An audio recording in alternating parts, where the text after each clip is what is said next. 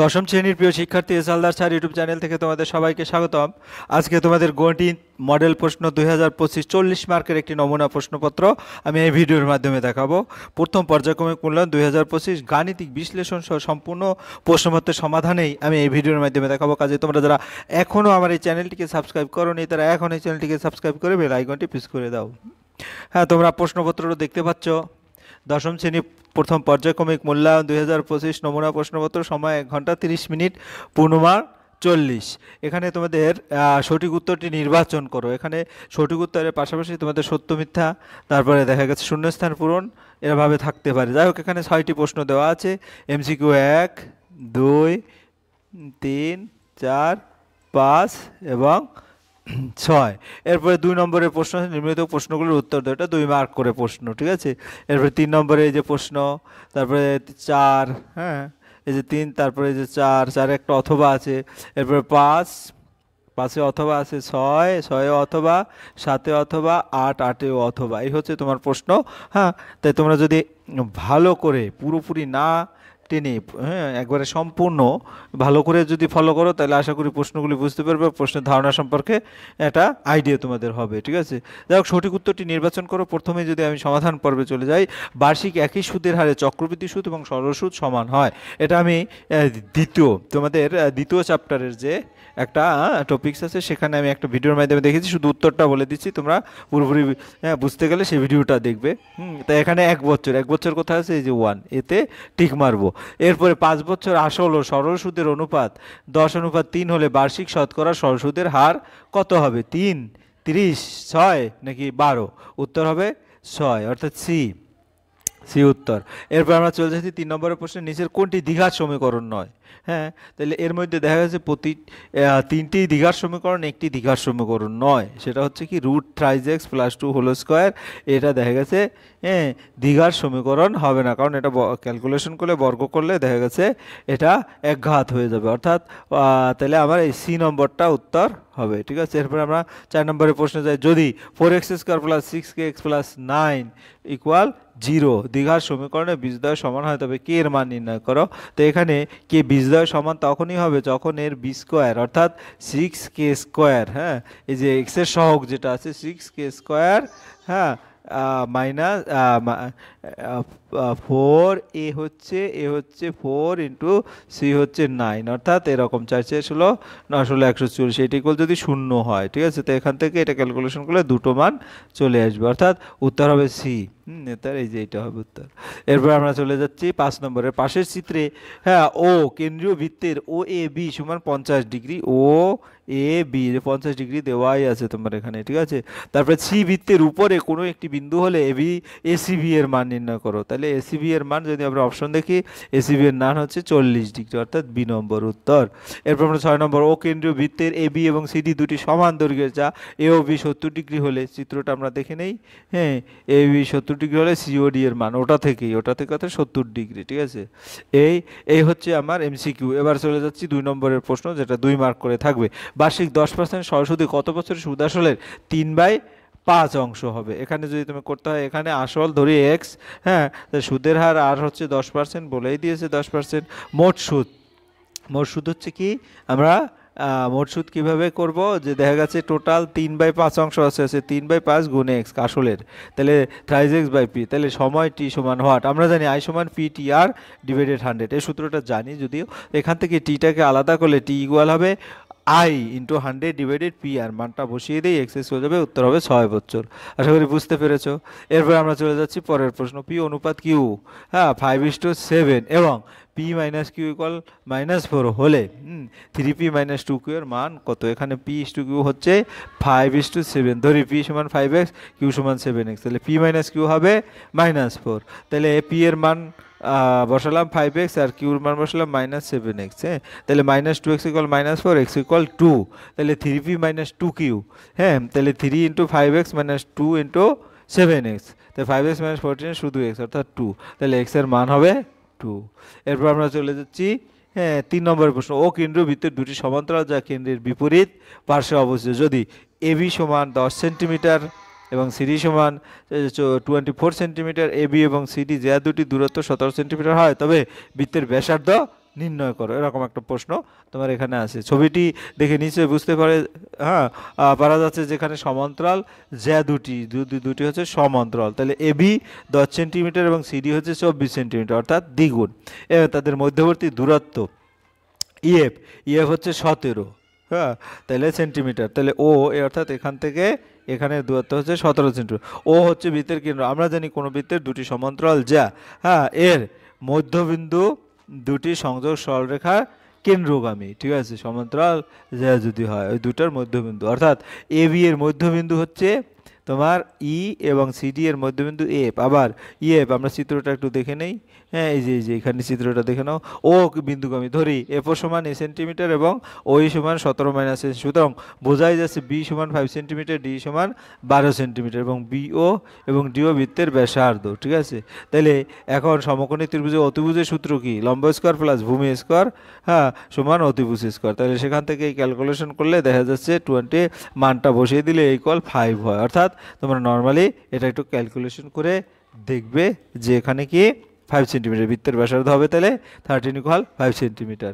এরপর পাশের চিত্রে এক্স এর মান নির্ণয় করো। এখানে সবগুলির মান দেওয়া আছে, এখান থেকে এক্স এর মান নির্ণয় করতে বলছে। এবিসি এবং ডিবিসি ত্রিভুজের বিএসি কোণ, বিএসি কোণ, হ্যাঁ, ইকুয়াল বিডিসি কোণ, কারণ একই কি বৃত্তের চাপ বলে 35 ডিগ্রি, যেহেতু ত্রিভুজ দুটি একই বৃত্তের ত্রিভুজ তাদের ভূমি সাধারণ। আবার BCD plus CBD plus BDC সমান 180, একটা ত্রিভুজের তিন কোণের সমষ্টি। তাহলে মানটা বসিয়ে দিলাম, এক্সট্রা শুধু পড়ে রইলো, তাই এক্স ক্যালকুলেশন করলে 70 ডিগ্রি হয়, উত্তর 70 ডিগ্রি। এরপর আমরা 5 নম্বর, একটি ঘনকের আয়তন 512 ঘন সেন্টিমিটার হলে ওই ঘনকের সমগ্র তলের ক্ষেত্রফল নির্ণয় করো। তাহলে ধরি ঘনকের বাহুর দৈর্ঘ্য এ সেন্টিমিটার, ঘনকের আয়তন এ কিউব, তাহলে প্রশ্ন অনুযায়ী এ কিউব সমান 512, তো এখান থেকে এ সমান ঘনমূল করলে 8 হয়, ঘনকের বাহুর দৈর্ঘ্য 8 সেন্টিমিটার এবং সমগ্র তলের ক্ষেত্রফলের সূত্র হচ্ছে 6a স্কোয়ার, মানটা বসালে 384 বর্গ সেন্টিমিটার, অনায়াসে অঙ্কটা পেরে যাবে। বার্ষিক 10% চক্রবৃদ্ধি সুদের হারে কত বছরে, হ্যাঁ, 1 লক্ষ টাকার সমূল চক্রবৃদ্ধি 1,33,100 টাকা হবে। তো ধরি আসল ফি মানে 1 লক্ষ টাকা, সময় এন আমাদের জানা নাই, সুদের হার আর 10% চক্রবৃদ্ধি, সমূল চক্রবৃদ্ধি এত। তাহলে আমরা যে সমূল চক্রবৃদ্ধি যে সূত্রটা জানি, P into 1 plus R by 100 to the power N, এখানে সবগুলির মান বসাই দেবো। এইটা সমান হচ্ছে 1 লক্ষ, অর্থাৎ এখান থেকে ক্যালকুলেশন করলে নর্মালি 11/10 এর পাওয়ার কিউব, অর্থাৎ এন সমান 3, উভয় পক্ষ তুলনা করলে দেখা যাচ্ছে এন সমান 3 আসে।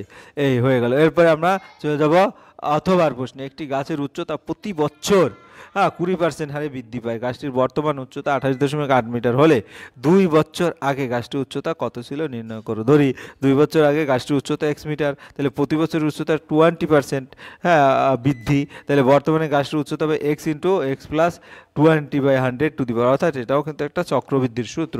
তাহলে এখান থেকে আমরা যদি মানটা বসাই, এক্সটা শুধু পড়ে থাকবে, তাই এক্সটাকে ক্যালকুলেশন করলে এখানে 10 আর 2 12, তাহলে এটা বর্গ করলে 144/100, পরে আলাদা ক্যালকুলেশন করলে দেখা যাচ্ছে এক্স এর মান 20 মিটার হয়, অর্থাৎ 2 বছর আগে গাছটির উচ্চতা ছিল 20 মিটার।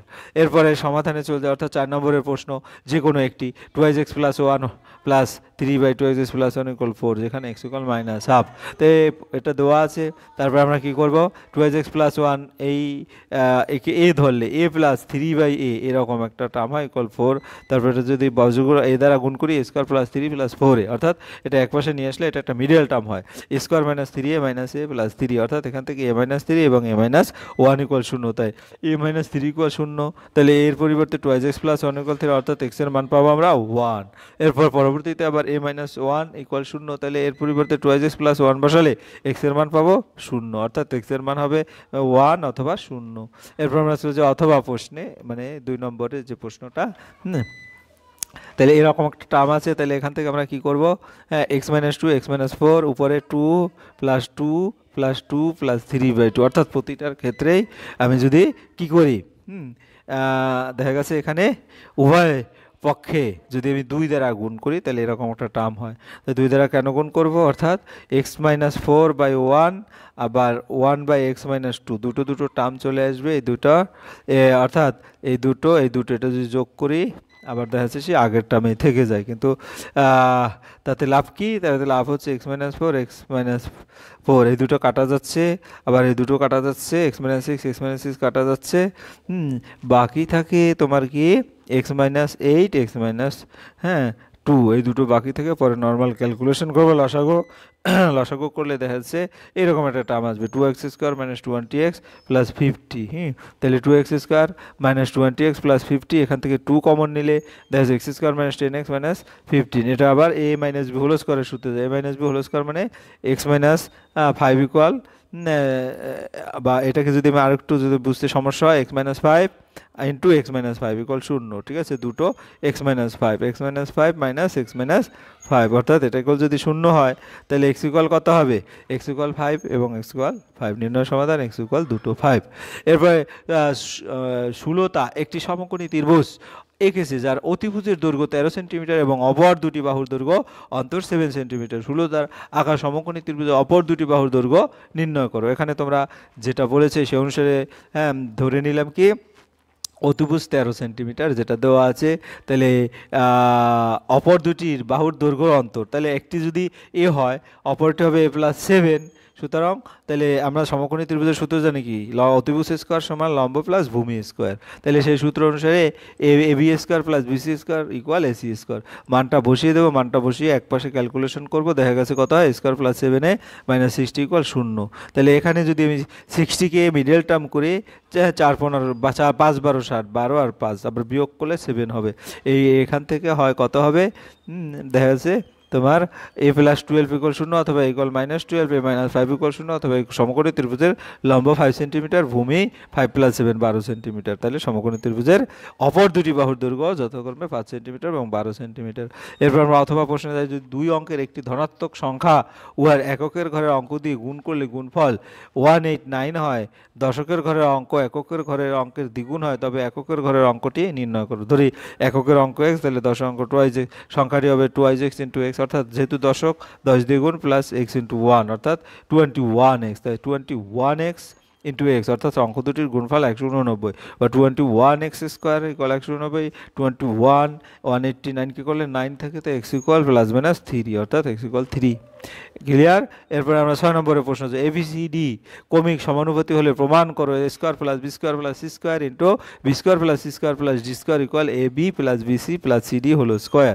তাহলে ABC ক্রমিক সমানুপাতি অর্থাৎ a/b equal b/c equal c/d equal k ধরে নিলাম। তাহলে c/d equal k, c equal dk, অথবা b/c equal k, b equal ck, c এর পরিবর্তে আবার dk পেয়েছি অর্থাৎ dk স্কোয়ার b সমান, এরপরে a/b equal k, a equal bk, b এর মান পেয়েছি b dk স্কোয়ার অর্থাৎ dk কিউব হবে। এখন আমরা লেফট হ্যান্ড সাইডের যে সংখ্যাটা আছে সেটা লিখলাম, পরে প্রতিটার মান বসালাম, মান বসালে দেখা যাচ্ছে d² k² কমন যাবে, আবার এখানে d² কমন যাবে, ফাইনালি থাকবে d² × k² + k² + 1 whole square. এবার ডান পক্ষ করলেও d⁴ k² একই, অর্থাৎ বাম পক্ষ সমান ডান পক্ষ প্রমাণিত। এরপর আমরা 6-এর অথবায় যাব, 6-এর অথবায় √5 + 1 √5 - 1 আর ab সমান 1 হলে a/b + b/a। হ্যাঁ, তাহলে এখানে কি করতে হবে, এখান থেকে তোমার a/b এর মান বের করতে হবে। ঠিক আছে, তাহলে আমরা ab সমান 1, b সমান 1/a আর b সমান √5 - 1/5 + 5 এটা আছে, তো তাহলে a সমান এটা, হ্যাঁ যেহেতু তার উল্টা। ঠিক আছে, তাহলে আমরা a + b যদি করি তাহলে দেখা যাচ্ছে এখান থেকে ক্যালকুলেশন করলে আসে 3, অর্থাৎ a + b এর মান হবে 3। তাই a/b + b/a লসাগু করলে a² + b² b² সূত্র a² + 2 অর্থাৎ a + b² - 2ab, এটা সূত্র। তারপর মানটা বসিয়ে দেবো অর্থাৎ 7 আসবে উত্তর 6-এর। এরপর আমরা চলে যাচ্ছি 7-এ দুটো উপপাদ্য আছে, তোমরা ভালো করে উপপাদ্য দুটি ফলো করবে। হ্যাঁ, একটার উপপাদ্য হচ্ছে উপপাদ্য 34। ঠিক আছে, তো কোনো বৃত্তের একটি বৃত্তচাপ দ্বারা গঠিত সম্মুখ কেন্দ্রস্থ কোণ ওই চাপের দ্বারা গঠিত যে কোনো বৃত্তস্থ কোণের দ্বিগুণ। এভাবে 4টা ছবি আঁকা হয়েছে, 1 2 3 4টা স্টেপে, প্রতিটার ক্ষেত্রে তোমার এটা প্রমাণ করতে হবে। তাই উপপাদ্যটা ভালো করে তোমরা পড়বে। ঠিক আছে, আমি দেখিয়ে দিলাম। এবং পরের উপপাদ্য যেটা, সেটা হচ্ছে কত, উপপাদ্য 33, প্রমাণ করি যে ব্যাস নয়, যেহেতু তোমাদের দুটো প্রশ্ন আছে আমি একটা ভালো করে দেখিয়ে দিচ্ছি, এরূপ যে কোনো জ্যাকে যদি বৃত্তের কেন্দ্রগামী কোনো সরলরেখা সমদ্বিখণ্ডিত করে তাহলে ওই সরলরেখার জ্যা এর উপর লম্ব। ধরি ও কেন্দ্রীয় বৃত্তের ব্যাস নয়, এরূপ একটি জ্যা এবি এবং ডি এ বি এর মধ্যবিন্দু, এডি সমান ডিবি প্রমাণ করতে হবে এটা, ঠিক আছে। তাহলে ওএ এবং ওবি যোগ করি, এখান থেকে তোমরা এখন সহজ হ্যাঁ সূত্র কাজে তোমরা এটা একটু দেখে নেবে, নাহলে ভিডিওটি অনেক বড় হয়ে যাবে। এবার 8 নম্বরের প্রশ্ন। 8 নম্বর 21 ডেসিমিটার দীর্ঘ হ্যাঁ এবং 11 ডেসিমিটার প্রশস্ত এবং 6 ডেসিমিটার গভীর একটি চৌবাচ্চার হ্যাঁ অর্ধেক জলপূর্ণ আছে। এখন ওই চৌবাচ্চা যদি 21 সেন্টিমিটার ব্যাস হ্যাঁ ও 20 সেন্টিমিটার উচ্চতার 100টি লোহার নিরেট চোঙ সম্পূর্ণ ডুবিয়ে দেওয়া হয়, তবে জলতল কত ডেসিমিটার উপরে উঠে আসবে। প্রতিটি চোঙের ব্যাস এখানে দেওয়া আছে কত, 21 সেন্টিমিটার, 21 সেন্টিমিটার ডেসিমিটারে নিলাম। আবার ব্যাসার্ধ আর সমান 1.05 ডেসিমিটার। উচ্চতার যে মানগুলি আছে সেগুলি সব কিছুকে ডেসিমিটারে কনভার্ট করলাম। প্রতিটি চোঙের আয়তন আমাদের সূত্র জানতে হবে পাই আর স্কোয়ার এইচ।